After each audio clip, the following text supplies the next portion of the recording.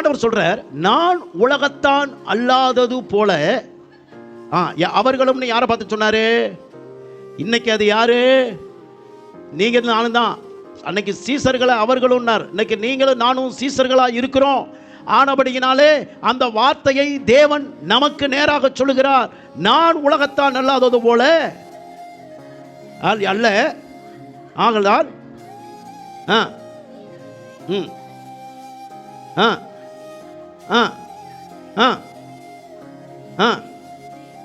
இப்ப தீமை இந்த உலகத்தில் இருக்கிறது, அதிலிருந்து காக்கும்படி அவர் வேண்டிக் கொள்கிறார். அந்த தீமை எந்த வழிகளில் எல்லாம் பிரவேசிக்கும், யார் மூலமாக எல்லாம் வரும் அப்படிங்கிறத அறிந்து நாம் தேவன் மீது வைக்கிற விசுவாசத்தையும் அன்பையும் விட்டு விலகிவிடாதபடிக்கு மிக கவனம் உள்ளவர்களாக இருக்க வேண்டும். इस संसार में कई बुराई है, उस बुराई से बचाने के लिए हम पर ध्यान रखते हैं हमारे प्रभु.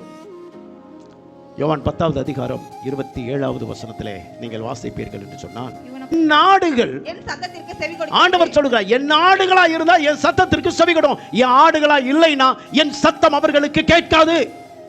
யாரோ ஒருத்தருடைய சத்தம் அவர்களுக்கு கேட்டுக்கொண்டே இருக்கும். நீங்கள் தேவனுடைய ஆடுகளா இருப்பீர்களானால் தேவன் பேசுகிற வார்த்தை உங்கள் காதுகளில் துடிக்கும். हमारे चरवाहा हमारे पिता है, पिता के बात सुनकर आवाज सुने तो हम भी उनके पार चलते हैं. எத்தனை பேர் தேவனுடைய சத்தத்தை கேட்கிறீர்கள்? कितने लोग परमेश्वर की आवाज सुनते रहते हैं? தேவனுடைய சத்தத்தை நீங்கள் கேட்பீர்களானால் தேவையில்லாத சத்தத்தை விட்டு விலகி இருப்பீர்கள்.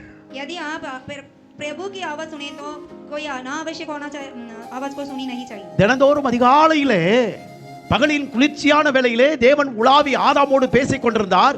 தினந்தோறும் இது கண்டினியூ ஆகிக்கொண்டே இருந்தது. இது அழகான ஒரு வாய்ப்பு, அருமையான ஒரு தருணம்.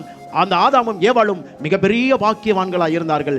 ஏனென்றால் தினந்தோறும் பகலின் குளிர்ச்சியான வேளையிலே தேவன் இறங்கி உலாவி ஆதாமோடு கூட இடைப்படுகிறார்.